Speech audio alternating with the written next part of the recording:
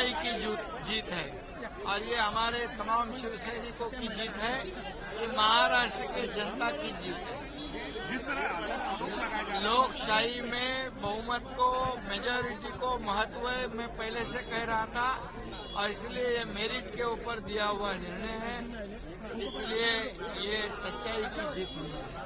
जिस तरह आरोप लगाया जा रहा था उसके बाद जो फैसला आया दोनों पक्षों की तरफ से बराबर के जैसा फैसला आया, कोई आरोप नहीं लगा, क्या कहना चाहिए?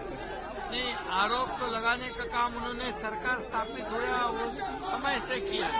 सरकार आज गिरेगा, कल गिरेगा, परसों गिरेगा, मुख्यमंत्री बदलेगा, ये तो पहले से उन्होंने आरोप लगाया। और जो फैसला आज दिया है, ये लोकशाही में कोई भी व्यक्ति पार्टी को अपनी निजी मालमत्ता, प्राइवेट प्रॉपर्टी की तरह यूज नहीं कर सकता है, मनमानी निर्णय नहीं ले सकता है। ये बहुत बड़ा झटका परिवारवाद और एकाधिकारशाही, हुकुमशाही तरीके से पार्टी चलाने वाले लोगों को दिया हुआ एक बड़ा झटका है। आने वाले दिनों में सर लोकसभा चुनाव भी है, उसको किस तरह फैसले के बाद से लोकसभा चुनाव को किस तरह देखते हैं?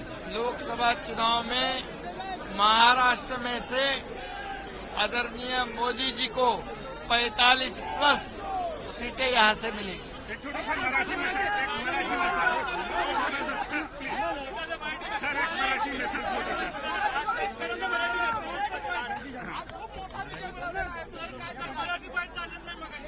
हा सत्याचा विजय आहे, लोकशाहीचा विजय आहे, महाराष्ट्रातल्या जनतेचा आणि या तमाम शिवसैनिकांचा विजय आहे आणि हुकुमशाही आणि घराणेशाही आणि एकाधिकारशाहीचा पराभव आहे। कुणालाही पक्ष स्वतःची खासगी मालमत्ता, प्रॉपर्टी समजून कुठलाही असा मनमानी निर्णय घेणाऱ्यांना एक मोठा झटका आहे आणि म्हणून आज जो निर्णय झालेला आहे हा एक माइलस्टोन ठरेल। पक्ष हा लोकशाही मार्गाने चालवला पाहिजे, अशा प्रकारची भूमिका, अशा प्रकारचा निकाल आज या ठिकाणी दिलेला आहे। त्याबद्दल मी स्वागत करतो आणि हा विजय तमाम शिवसैनिकांचा आणि या महाराष्ट्रातल्या जनतेचा, बाळासाहेबांच्या विचाराचा, दिघे साहेबांच्या विचाराचा।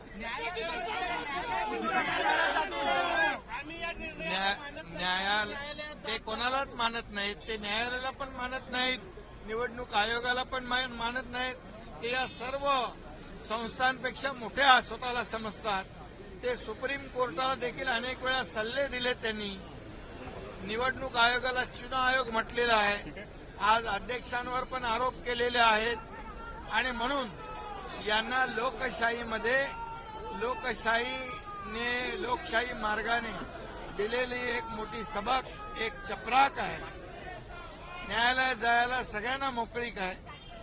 मी एवढंच सांगतो की जे 2019ला या महाराष्ट्रातल्या जनतेबरोबर यांनी जो धोका केला, विश्वासघात केला, बेईमानी केली, त्याचं हे उत्तर आहे।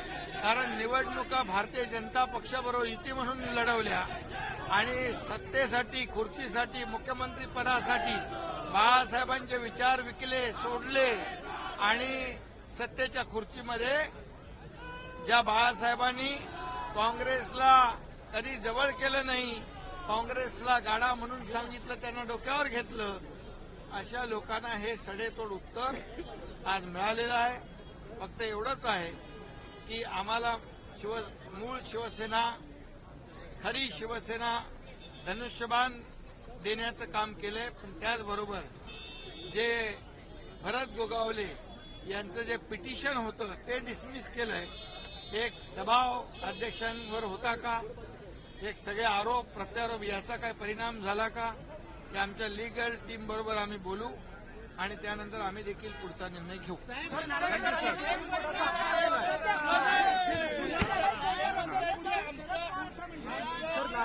सुप्रीम कोर्टाचा थँक्यू।